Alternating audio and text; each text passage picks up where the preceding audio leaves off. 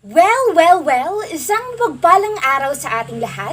Naway nasa mabuting kalagayan ng bawat isa sa atin ngayon nang sabay-sabay tayong matuto at maging maalam sa paglawig ng ating talakayan. Ako nga po pala niyong lingkod, Cherry May Saldua, at sa puntong ito, kasama ni Binibining Marisa Lagare, ay bibigyan namin kayo ng kaalaman tungkol sa teoryang formalismo. Bilang pagsisimula, ano nga ba ang teoryang formalismo? Ito ay tumutukoy sa isang uri ng kritisismo na nagbibigay diin sa forma ng isang teksto at hindi sa nilalaman nito. Ibig sabihin, ang tanging layunin ng pagsusuring ito ay ang pagtuklas at pagpapaliwanag sa anyo ng akda lamang. Binibigyan ng teoryang formalismo ng markadong atensyon ang kaayusan, ang estilo o ang paraang artistiko ng teksto. Take note, iniiwasan nito ang pagtatalakay ng mga elementong labas sa teksto mismo tulad ng history at politika. Hindi na rin ito binibigyang diin ang buhay ng may akda. Sa makatuwid, ang pisikal na katangian ng akda ang tuon ng pagdulog na ito. Bilang karagdagan, ang teoryang formalismo ay walang simbolismong ginagamit at hindi humihingi ng higit ng malalimang pagsusuri at pag-uunawa. Bilang pagpapalawak ng ating usapin, ang teoryang formalistiko o formalismo ay isinilang noong 1910 at yumabong noong dekada 50 at 60. Ang teoryang ito ay may pananaw na ang akda o teksto ay dapat suriin at pahalagahan ito kung ibig talagang masukat ang kagandahan ng akda. Gaya ng nabanggit, ang teoryang ito ay isang kritisismo na nagbibigay diin sa forma ng isang teksto at hindi sa nilalaman nito. Ngayon dumako naman tayo sa pananaw ng teoryang formalismo. Ang akda o teksto ay dapat suriin at pahalagahan kung ibig ng isang kritiko na masukat ang kagandahan ng akda.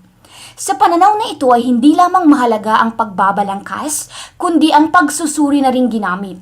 Sa pagtalakay ng akda, dapat na mailantad ang lahat ng mahalagang bagay mula sa simula patungo sa iba't ibang elementong magkakaugnay hanggang sa katapusan.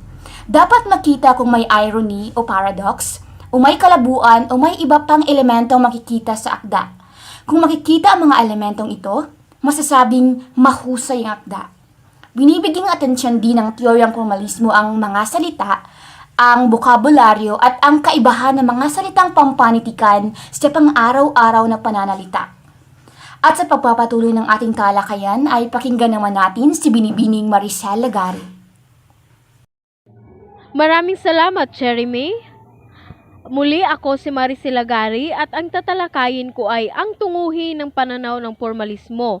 Nasa aklat ni Villafuerte 2000, ayon sa kanya, ang pagtuklas at pagpaliwanag sa anumang anyo ng akda ang siyang layunin ng teoryang formalismo at ang pisikal na katangian ng akda.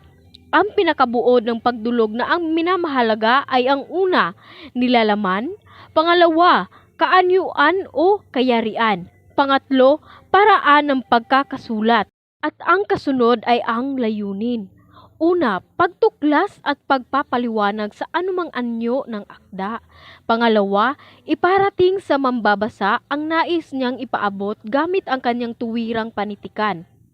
Sa makatuwid, kung ano ang sinasabi ng may akda sa kanyang panitikan, ang siyang nais niyang ipaabot sa mambabasa, walang labis at walang kulang. Kasunod naman ito ay ang mahalaga ang teksto para masuri ang tema o paksa sa akda. Una, ang sensibilidad ng mga tauhan. Pangalawa, pag-uugnayan ng mga salita. Pangatlo, istruktura ng wika.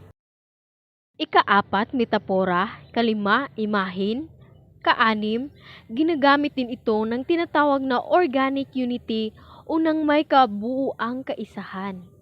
Sa kabuuan, pinagtutuunan ng pansin ang mga istruktura o pagkabuo at kabisaan ng pagkakagamit ng mga kaisahan ng mga bahagi, teknik ng pagkakabuo ng akda, at ito rin ay hango sa mga katotohanan at may batayan. Dito natatapos ang aming talakayan. Muli, ako si Maricel Lagari at ang kasamahan kong si Cherry May Saldua na nagsasabing maraming salamat po sa pakikinig at panunood.